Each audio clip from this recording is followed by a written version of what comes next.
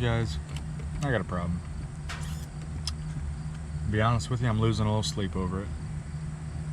I could use your help. Let me show you what I got. Oh yeah! So, this whole thing just spiraling out of control. Okay. I started working on this trunk floor, thinking I had a pretty good game plan, and the more I cut, the more it just spirals. So, here's my dilemma here. I don't have, it's hard to tell by the way I look, but I'm just not made of money.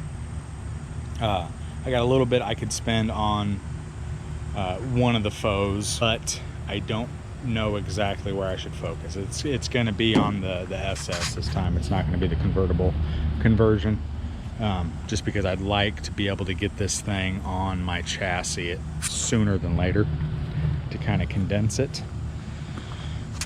And I think the SS is going to be one that I can get on the road quicker than the convertible. I'm not going to be stupid picky about the SS. I mean, it needs to look nice, but it's not going to be some crazy show car. My dilemma is when I cut out this trunk floor. I guess this is my first time doing any type of floor work on a 64. I know how they're put together. I guess I just didn't understand how the parts were sold. So I cut this out and then thought, well, I'll just replace this upper piece here, and then get a new trunk tub. I bought the upper piece. It was on sale for, I think it was 75 bucks or 100 bucks, something like that. So I got that. And then when you start cutting, you're like, well, I knew I needed this. I mean, from the get-go, I knew I needed a new tail panel. But then you start looking at like these, the taillight pockets overlap the trunk floor. So realistically, you need to have the taillight pockets out in order to replace the trunk floor. So I'm gonna need those, tail panel, and then the trunk floor stops right here at this seam. Well, then right here, there's a rust hole. Looks like it had some collision damage there too. It looks a little crunched. Obviously it had some collision damage, but. So, I can buy the drop-offs, they're like 100 bucks. I still need to buy the trunk tub, which is $100-ish. So now we're at 200 more. This side over here needs the quarter patched. So I might as well change this drop-off too. Now we're talking $300. Plus shipping. Then you got to put it all together.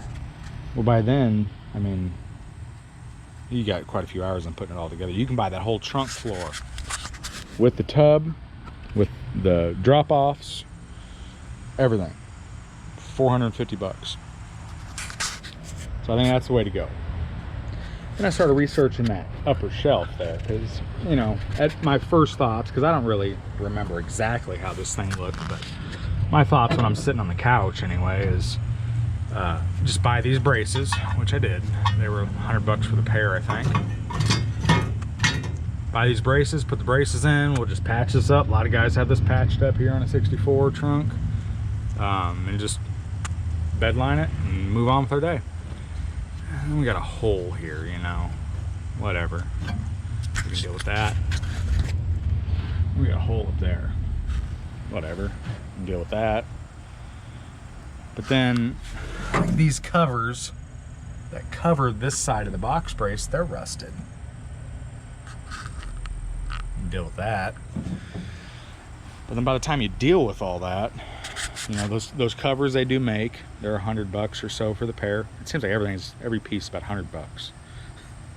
And then you go, you know, messing around with patching that in, whatever, labor time. They sell that whole piece for, I think it was 400 for that whole shelf. Comes with box braces already welded into them and the covers already on there. So all you need to do is attach them to your wheelhouses and up to your rear seat pan.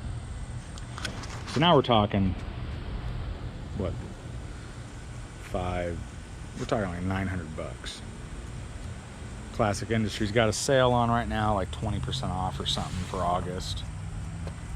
I think I can get those two pieces and the tail panel shipped, which shipping is like 180 bucks, shipped for like $950, which is decent price for all that. And then I'll just replace the whole caboodle, you know, I'll replace that whole thing.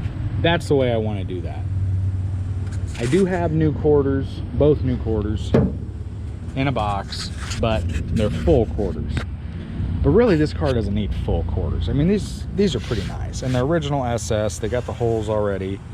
Honestly, I'd rather, because I've done these holes before and it was a nightmare. I'd rather save what I can on this versus trying to fit up new quarters onto this car, because I just don't think it's necessary. Because the new quarters, you know, they come all the way up into here. You got to mess around with all your gaps, and usually it's a lot of fighting to get everything to fit right. And these ones are good, minus the lower part. So I think I'm going to save those quarters for the vert conversion, and then just do what I said. I'm basically going to replace, I got to replace a rear seat pan too on this. But rear seat pan,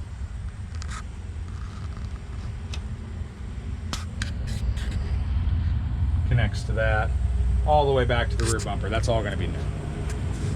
So all in all, I'll be about $1,000-ish into that. And then all I have to worry about is a little bit of patch on this front part. This front part isn't super critical to me. It's decent. It's got this, a little soft spot up by your toes. That brace underneath there needs to be replaced. But I think I'm just going to put a partial floor into this. But for the most part, I mean, it's pretty good. You got a little bit of, you know, a little Swiss cheese action going on up there.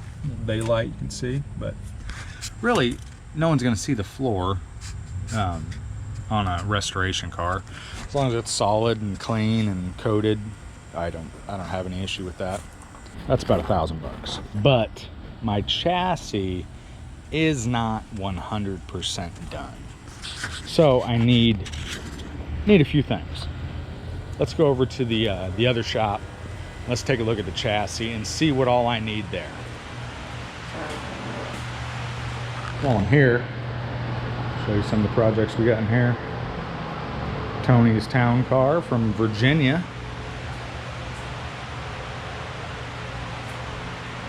Putting a bridge in it and reinforcing the rear end. I think we're putting some rear arches on it too, plates. A little customer job, somebody keyed him. Got it painted, just got to get it buffed. A few little dirt nibs. Take that out. While we're here, I'll show you that trunk floor piece that I bought already, just because it was on sale and I was buying the driver's side quarter panel and I just added it to the car. You know how that is. But I thought, well, that's really all I need, and I'll just get the tub. This piece, like I said, was $100 or so after it was shipped. The trunk tub is another $100.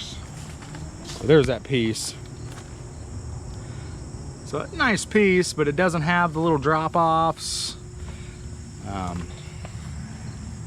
Then you're always going to have a seam here where you weld that in. So it's going to take some work. But yeah, by the time you buy this, the pan, the drop-offs on each side, oh, and then the full floor comes with the brace already welded on the other side, your rear body mount brace.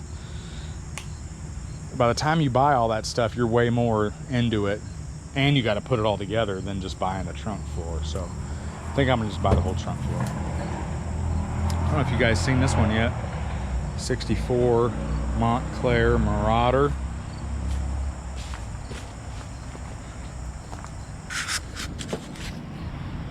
Pretty sweet. the original keys. Yeah, it's a pretty sweet ride. Picked this one up last year.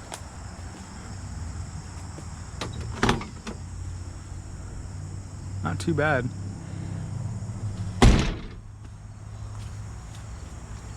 Plan is to have a wife mobile, and I think that's going to be it. Factory pink frost car.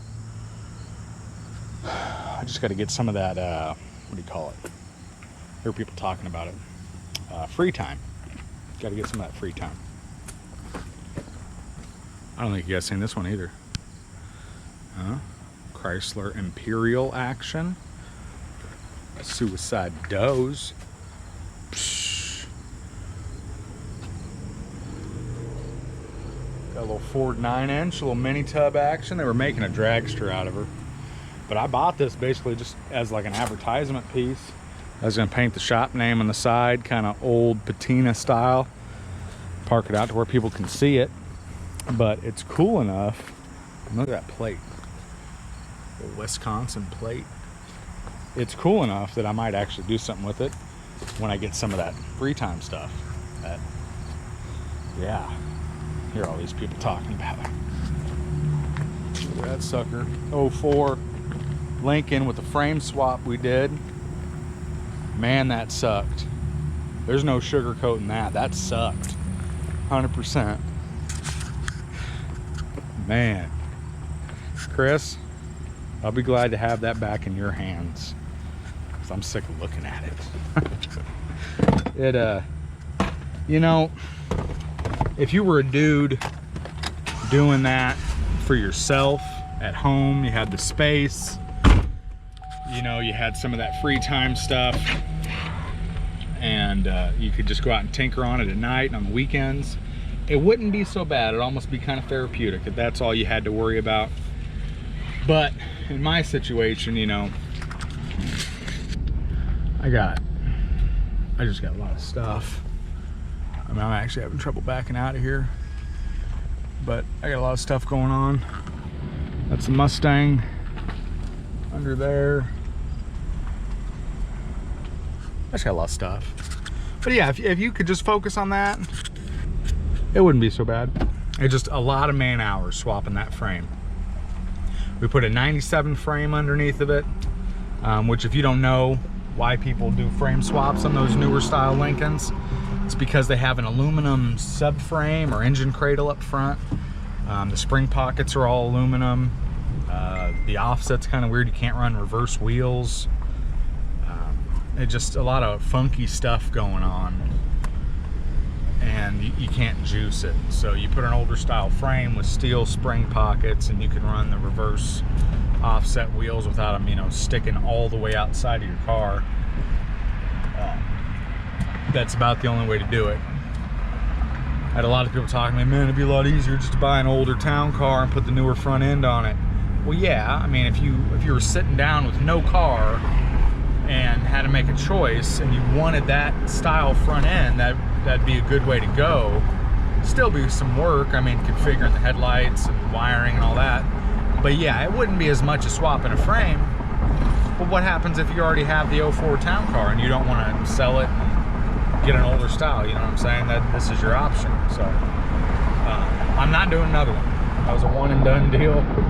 The only way I would do another one is if I could straight up bill for $50 an hour for every hour that I'm working on that thing, and it would probably be in the $6,000, $7,000, $8,000 range by the time it was all said and done.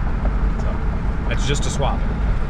That doesn't include wrapping a frame and painting it and all that stuff. Now, if I had to do that exact job again, I'd be in the $12,000 to $15,000 range to attempt it. So let's head on over to the other shop, take a look at the chassis, see what other stuff I need, and then I'll tell you my problem. So I'm gonna throw in this little tidbit into this video too.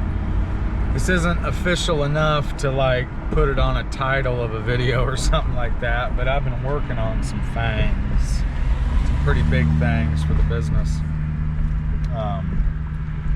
but it's not on paper yet. It's just all verbal agreements and stuff like that, which I still kind of believe that a man's words, you know, mean something, but I've been let down before too, so I'm trying not to put all my eggs or all my weight on this one thing, but it's sounding pretty good.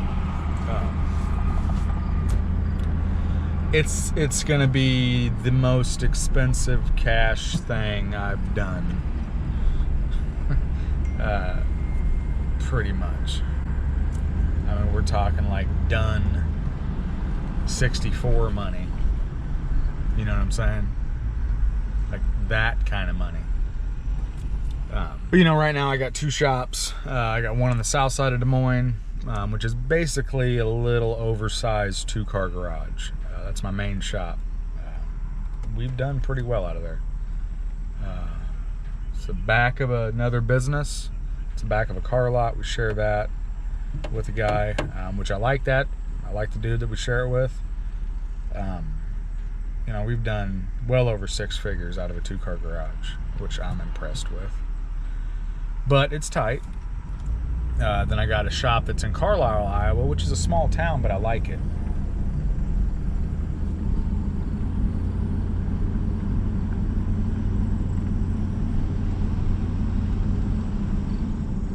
And then you got shops like this that are just sitting there, basically doing nothing.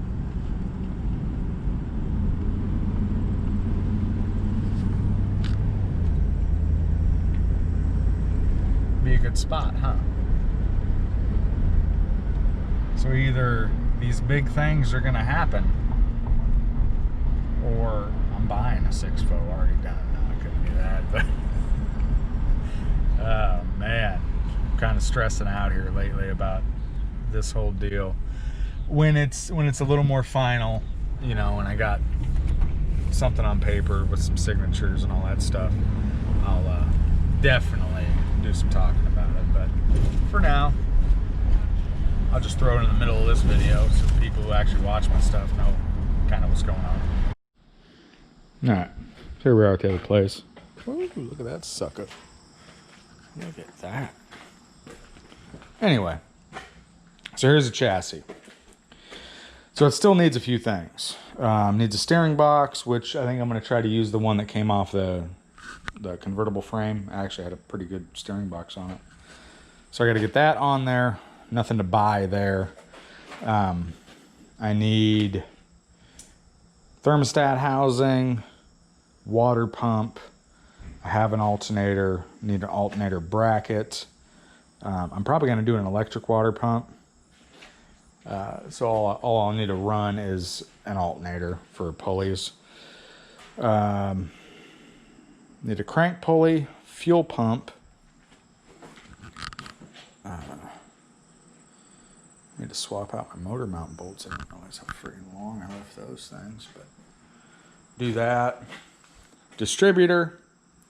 I have a carburetor, I think. I'd like to go Holley Sniper at some point, but that's like $1,200 by itself.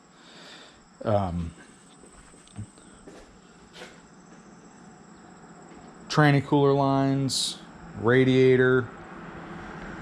Then I would do the radiator support, get that bolted on, radiator hoses. This is 700 R4.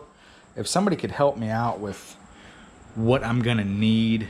I don't know a whole lot about transmissions. Really, mechanical stuff is not my strong suit, so I don't know exactly what I'm going to need there or here. I don't know if that's the speedo cable or the kickdown cable. I'm assuming I'm going to need a different type of linkage to run the factory floor shift. So if anyone is familiar with 700 R4s, they could just give me a heads up on what I need here in this plug in this spot and what kind of cable I need. But I know I need something there. I have a drive shaft, but it's going to need, you know, obviously redone. Back end's pretty good. E-brake cables. Believe I need those. Yeah, the rest of the chassis I think is pretty good. Back end, pretty solid. Oh, I need straps for the U-joints. Brakes are all done. Ball joints are done. Need to snug up some stuff, obviously. Headers, which I have. And then figure out the actual exhaust, which I got an exhaust for it, so I'll just have to do a little configuring up here with the big block. Finish up the fuel lines. Yeah, so not a ton, but little stuff. My problem is, what should I do, guys? Should I, on this round of part buying, should I focus on getting the chassis done completely? I mean, starting up the motor, which, yeah, it's going to be a little difficult without a starter. I need a starter too, and an oil filter. So should I work on getting the chassis completely done? I'm talking radiator support, radiator in it, fans, water pump. This thing could run sitting here, no problem. Drive shaft hooked up, steering done. Basically, this thing would be able to drive if I had a steering wheel. You know, that sort of done. Should I focus on that, or should I start working on the body? To be honest with you guys, I want to start working on the body. I feel like I'm making more progress. It seems like I'm making more progress anyway if I do the body work. And that's kind of my world. This mechanical stuff isn't really my world. I don't mind it on my own stuff, but it's not, you know, I'm not like a duck in water on this stuff. So to be honest, this stuff's kind of bumming me out. The fine detail mechanical stuff is just not something I really enjoy. I enjoy it more on my own car, but it's still not something I get terribly excited about. So, but in any event, it needs done at some point. So it's either I focus on the body now, because like I said, I'd like to get the body drop back on here, but I can't do that until I fix all the floors and all the body mounts. I don't care if it's, you know, if it's not perfect, I don't care about that. I can do body work with it on here, but the body mounts, obviously, everything that touches the frame needs to be right. So that's my dilemma. That's what I'm losing a little sleep over, guys, is where to put the parts and where to put the focus. And keep in mind, I do not have but maybe a few hours a month. So I need to make as much progress on the most important stuff as I can during those times. So do the chassis, 100% done, or start on the body. That's the dilemma. What do you guys think? Let me know. This sucker. Man, that thing's cool. You guys remember these wagons? I think it's a 75. Just doing a little rust work on this thing. Fixing some dents and throwing a paint job on her. It's going to be sweet. It's going to be real cool. And the B. The Super B. That's what I'm out here tonight to do, is work on the B a little bit. I'm going to get this wheel liner out of the wagon. Then I'm going to start doing some stuff on the B. Let me know what you guys think. Later.